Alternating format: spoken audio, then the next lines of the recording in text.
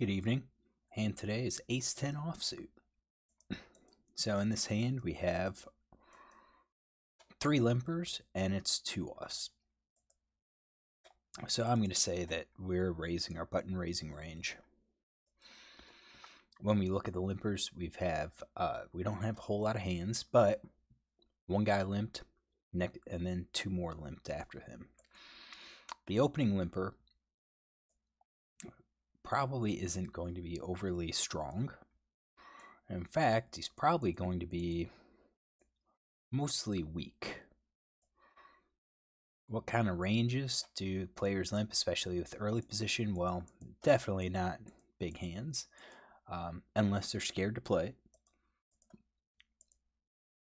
So I think that's definitely at least open raising range from under the gun +1. I think you can probably limp with some of these offsuits. And then, when you think about limping with your suited hands, I'd say suited aces are limping, suited broadways are limping, and at least your suited connectors, possibly even your suited one gappers. Depends on how much they want to play. I mean, that's 21.3 hands, 21.3% right there. And I think we'll probably just go with that. You could see 71% of hands he's called 2 bets with, so he's probably playing pretty wide. And then this range might actually be a little too tight for him, because he may be prone to call quite a bit. These next 2 players, I'll probably just lump them together. They didn't raise. So I think normally these players are looking to hit a hand. So I think we're going to look with, suited connectors, some of these suited hands, maybe suited aces. I don't think players that limp behind are usually doing so with offsuit hands, offsuit broadways. Yeah, this guy's playing 44% over 18 hands, but most of the time when we have limp behinds, they're doing something with a speculative hand, something like that. They're not usually limping behind offsuits. And then it's on us, and I say we're going to raise this. Now, I don't think we raise it a standard 3 big blind +1 for every limper. This guy's playing 40%, 47% over 17% hands, and what we don't want to do is raise to 4 big blinds and have one person call, and then all the rest will just cascade and call behind. We do have position, but we're aware of that. I think we're going to be raising here at least probably 6 big blinds, probably closer to 7 or 8 big blinds, since we have 1 limper and 2 limpers behind. So probably 7 or 8 big blinds. If everyone folds, hey, that's great. That's 4.5 big blinds. What do? I raise it to 6. Yeah, that may be just slightly smaller than what we should do, but I'm okay with it. First 2 guys fold. Then we get the limper, and this guy limps behind. So let's do this. Let's copy that range, and let's post his range down here. So we're up against both. They both have basically the same range. And in reality, this guy's probably playing with a wider range. So he may be playing something like that. Whereas this guy that was, just calling with 28% might be a little bit tighter. All right, so we see a board. Let's get our hands here. So 31.2 and 414 combos. We see a board of 9 of clubs, 3 hearts, 2 hearts. Now this just basically misses everyone as far as I'm concerned. Heads up, I think this is a pretty good board to just go ahead and bet on. We're gonna figure to probably get a lot of folds, and even if a person's going to call widely, there's going to be a lot of cards, any jack or higher, that will improve our equity in the sense of getting more folds. So definitely like double barrel potential all the way, all the way. Versus two players, we're going to have to be a little bit more careful. So what happens here? Both players check. All right. And if we look at the boards, you can see that top pair with open end straight draw plus, and those, we'll take out those combos. We're looking at 27.5%. So he's going to be folding, 70% of hands.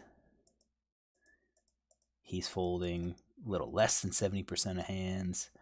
If they call middle pair plus your gut shots and your combos, that changes it to, he's going to be folding 47%. This player is folding 49%. So depending on the type of players, I think we're going to have some protection, because if I bet, this player is going to have to be concerned that he will also call. So we do have some of that protection. Now, both players check. I'm going to say no big surprise. They're probably going to check their entire range, and it's on us. What do? I think we're going to be betting all of our top pair hands. I think we're going to be betting our pocket pair below top pair.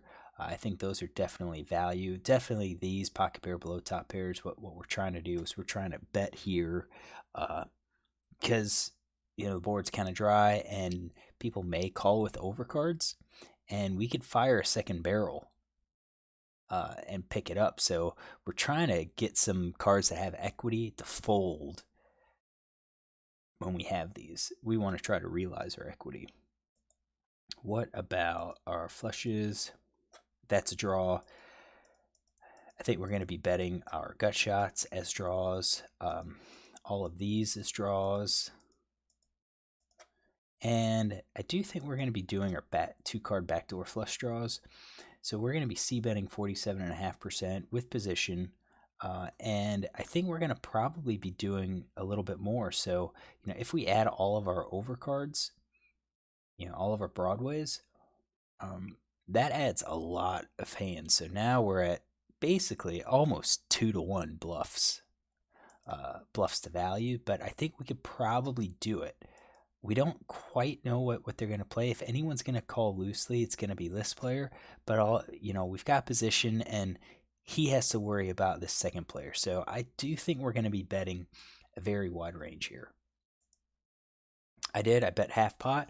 I probably need to go higher. I think I probably need to go about 12 to 13 big blinds, just to try to maximize our fold equity. And he calls, he folds. So we're going to say the second player folds. So let's get our hands here. So that's going to be my flop range, 77.7%. We have 299 combos. And then they check and called. I think we're going to do the wider range here. So middle pair plus, gut shot plus, and those combo draws. This is 53.4%, 110 combos.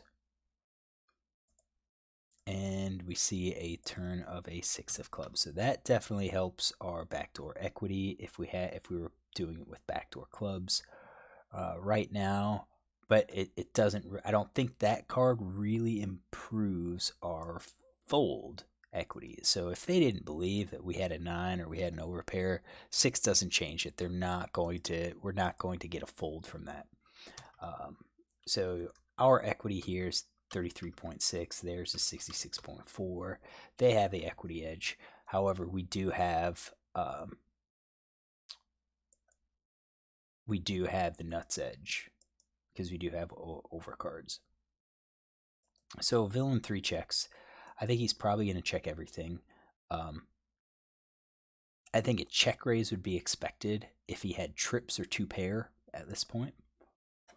So we'll try to fix that. So it's on us. What do we do? I still think we're going to bet top pair. I don't think we're going to be betting those. And our flush draws, I think we have to know that we're going to be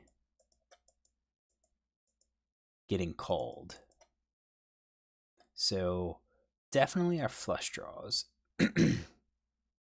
want to get their value now because I think we can get called.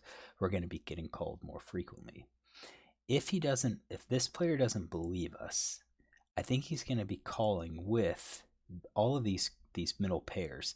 Even the 5-4 is probably going to call. He's going to say, I don't believe you have a 9. And he'll probably call.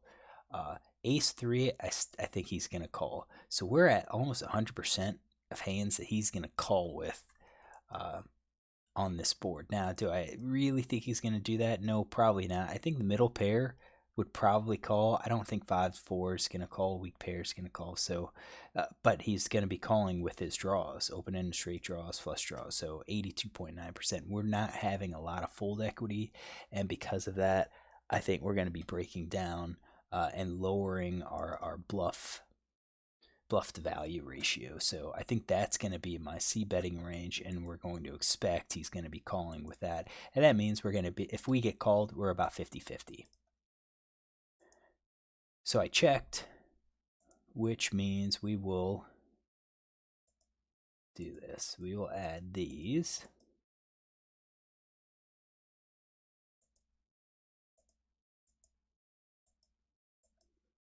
And we are going to add the open-ended straight draws, the gut shots, and the overcard. So I think the open-ended straight draws, I think we're okay with checking those behind, with the 7-8. And hoping that, I think if it's a club that completes our straight, we're going to probably get called. I think we're less concerned with getting the folds. And then let's X those and take those out. So that's going to be our checking range.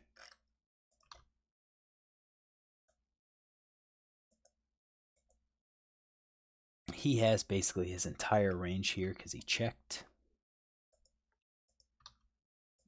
So that's going to be 100%. He has 105 combos. What about us? We checked 58.4%, and that is 170 combos. And we see a river card of an ace of clubs. And ace of clubs now takes out any of the ace X clubs, ace king, ace queen, ace jack of clubs. But we didn't bet. So if we had clubs, that would actually be something decent because he's not really going to believe us. He's going to say, well, you don't have ace king or ace queen of clubs. Maybe you have king queen or king jack of clubs, but we could probably, if we bet appropriately, we could probably get another call there. So what are the equities look like? My range equity is 39.2%, and his is 60.2%. Sorry, 60.8%.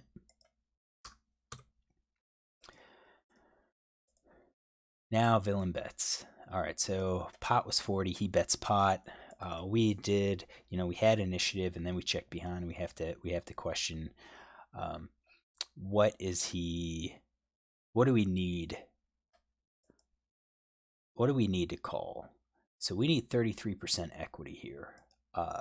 Is he going to be betting straight sets, 2-pair? Yeah, probably. Do I think he's going to be betting top pair? I don't think so. Top pair has some equity to where he can easily call. Maybe busted flush. So let's kind of do that. Let's change it to, maybe he'll do it as a busted flush. Maybe he'll bet one of these pocket pair below second cards or the weak pairs to try to represent that he has the ace. Weak pair, that's about half and half. So if he does something like that, you can see that if I go back and look at it, if I only call with top pair, yeah, I've got 57% equity. Let's take these out if that's what he's doing it with. What about pocket pair belows? Any of these other ones? I've got 54% with a pocket pair below the second card. Weak pair, I only have 30. So we're looking at, the 7s and 8s we can call. 7s and 8s or the aces we can call, but anything below that, probably not. And I think that's because he has, some of these weak pairs. What about if he does it just with the busted hearts, Well, now you can see that his equity, I don't even have the equity to call with pocket pair below the second card. Do I have it with top pair? I'm still at 28%. So, if I think he's only going to be doing it mostly with pairs or 2 pair plus, then it's probably going to be a fold.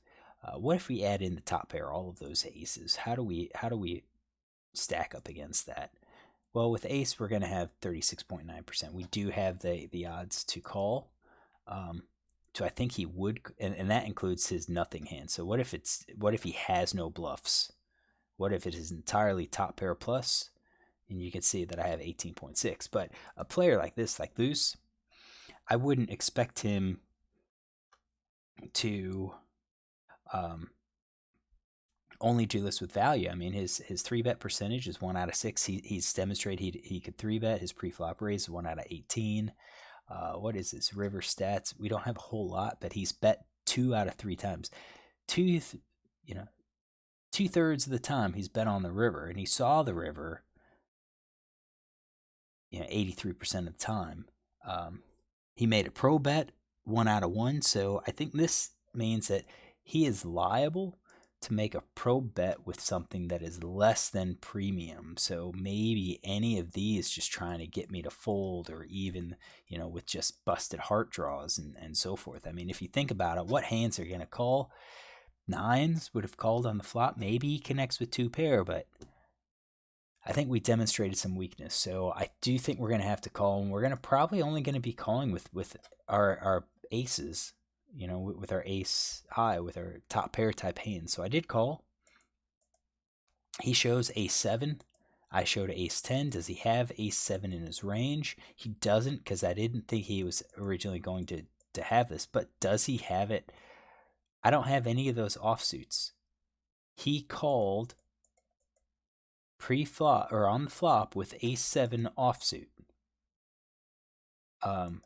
So this guy just basically on a favorable flop, he called with an ace high hand. And I think what we're going to have to do is, write that down, make a note of that he is capable of doing that, where he limped with ace X offsuit and then called with ace high on a fairly dry board. Was ace 10 in my range? It was ace 10 offsuit, so I'm happy kind of working out how my range played out versus their range. I think we just make a note on this player and respond accordingly. He did probe with the 1-pair hand, so we make a note of that as well, that he probed river with top pair. All right, if you like this, look tomorrow for another hand.